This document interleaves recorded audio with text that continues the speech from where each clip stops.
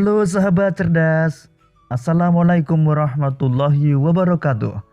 Pada kesempatan kali ini, kita akan belajar pada tema 9, benda-benda di sekitar kita, subtema 1, benda tunggal dan campuran, dan kita sampai pada pembelajaran keempat.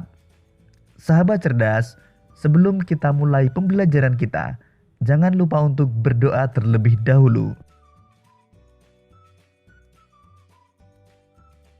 Hari ini, Pak Tagor mengajak Siti dan teman-teman untuk melakukan kegiatan di luar kelas. Siti dan teman-teman menyambutnya dengan gembira. Kemana mereka akan melakukan kegiatan?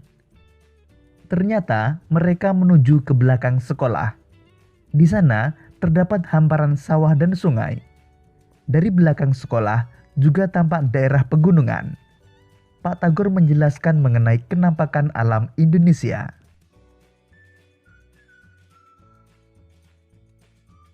Sahabat cerdas, perhatikan gambar ketampakan alam berikut. Ketampakan alam disebut juga dengan istilah bentang alam. Indonesia memiliki bentang alam yang berbeda-beda di setiap daerah. Ada daerah dataran tinggi dan ada daerah dataran rendah. Ada penduduk yang tinggal di daerah pegunungan, ada juga penduduk yang tinggal di daerah pantai.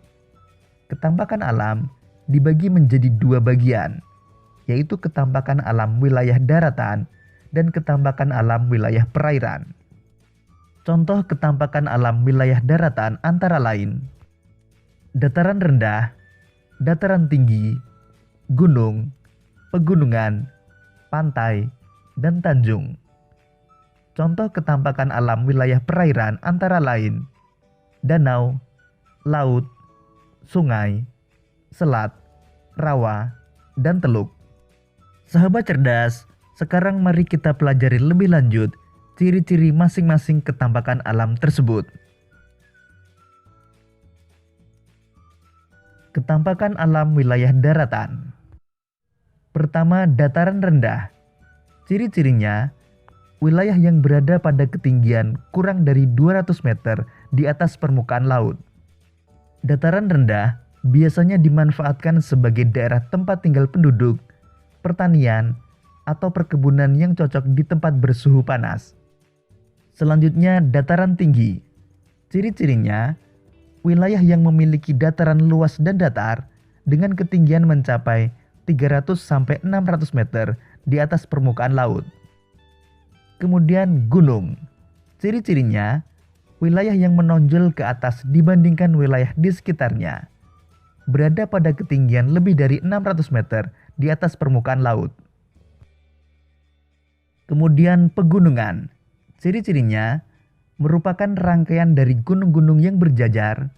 Ketinggiannya mencapai lebih dari 700 meter di atas permukaan laut. Selanjutnya pantai.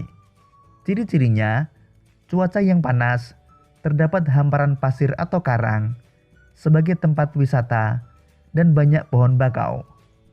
Ketampakan berikutnya adalah tanjung. Ciri-cirinya, tanahnya menjorok ke laut. Selanjutnya, ketampakan alam wilayah perairan. Pertama, danau. Ciri-cirinya, daratan luas yang cekung dan berisi air, terbentuk akibat letusan gunung berapi atau gerakan tanah. Kemudian laut. Ciri-cirinya, wilayah perairan yang luas dan menghubungkan daratan atau pulau satu dengan yang lainnya. Terdapat terumbu karang. Kemudian sungai. Ciri-cirinya, aliran air mengalir dari daerah yang tinggi ke daerah yang rendah. Mempunyai daya erosi yang kuat, memanjang dan berkelok-kelok. Ketampakan alam berikutnya adalah selat. Ciri-cirinya, letaknya berada di antara dua pulau dengan jarak 200-1000 meter. Kemudian rawa.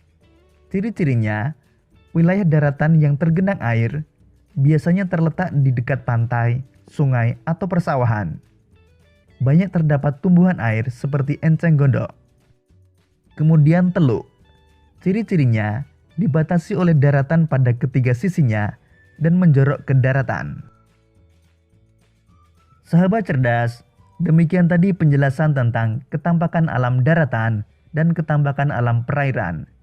Selanjutnya mari kita baca bacaan berikut ini tentang adaptasi masyarakat terhadap ketampakan alam sekitar. Permukaan bumi tidak rata. Permukaan bumi ada yang tinggi dan ada yang rendah. Ketampakan alam adalah berbagai bentuk muka bumi yang terjadi secara alamiah. Ketampakan alam terdiri atas dua bagian pokok, yaitu ketampakan alam berupa perairan dan ketampakan alam berupa daratan. Daratan adalah tempat kita berpijak. Bentuk ketampakan alam berupa daratan bermacam-macam. Contohnya gunung, pegunungan, dataran tinggi, dataran rendah, pantai, tanjung, dan delta. Perairan merupakan bagian dari permukaan bumi yang tergenang air. Bentuk ketampakan alam perairan contohnya sungai, danau, dan laut. Manusia melakukan adaptasi berbeda-beda antara satu dengan yang lain. Manusia hidup beradaptasi sesuai dengan alam dan ketampakan alam di lingkungan tempat tinggal. Adaptasi yang dilakukan meliputi jenis mata pencaharian utama, makanan, bentuk tempat tinggal, pakaian yang dikenakan, peralatan rumah tangga, dan teknologi. Semua kegiatan itu menyesuaikan tempat mereka tinggal. Kita dapat melihat hasil adaptasi masyarakat suatu daerah. Makanan dan barang-barang atau benda-benda khas dari daerah pegunungan berbeda dengan daerah pantai dan dataran rendah. Sahabat cerdas, dari bacaan tersebut dapat disimpulkan bahwa benda-benda atau barang-barang di setiap daerah berbeda. Tidak hanya itu, air di laut juga akan berbeda dengan air di pegunungan. Apa saja bedanya? Simak penjelasannya berikut ini. Perbedaan air laut dan air pegunungan.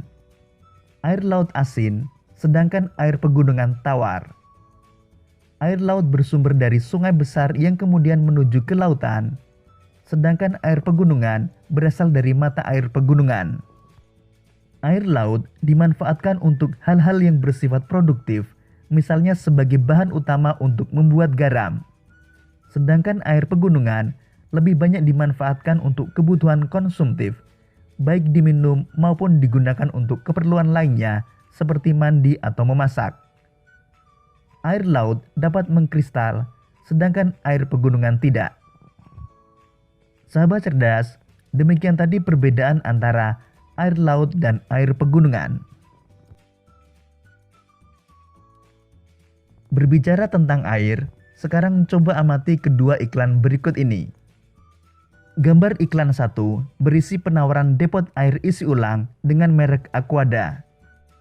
Sedangkan gambar iklan 2 berisi penawaran pemasangan depot isi ulang air mineral dengan merek Aceng Pro.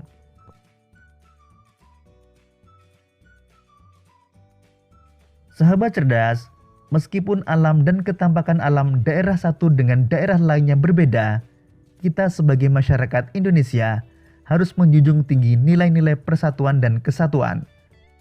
Untuk mewujudkan nilai-nilai persatuan dan kesatuan dapat dimulai dari hal-hal kecil yang ada di sekitar kita. Seperti yang ditunjukkan pada gambar berikut ini. Gambar tersebut menunjukkan Pak Tagor bersama Siti dan teman-temannya membersihkan parit kecil di samping sekolah. Siti dan teman-temannya senang melakukan kegiatan tersebut. Mereka rukun dan bekerja sama demi lingkungan sekolah yang bersih dan nyaman. Hidup rukun sangat menyenangkan. Hidup rukun harus terjalin baik di lingkungan keluarga, sekolah maupun masyarakat. Siti bekerja sama dengan teman-teman seperti pada gambar tersebut, mencerminkan hidup rukun. Selain itu, hidup rukun juga dapat dilakukan dengan membantu orang yang membutuhkan atau sedang kesusahan. Dengan hidup rukun, kita turut memperkuat persatuan dan kesatuan Indonesia. Demikian tadi sahabat cerdas pembelajaran kita pada tema 9, subtema 1, dan pembelajaran keempat. Untuk menguji pemahamanmu, kamu dapat mengerjakan latihan soal yang terdapat pada deskripsi video ini. Sampai jumpa pada pembelajaran berikutnya. Tetap semangat dan selamat belajar.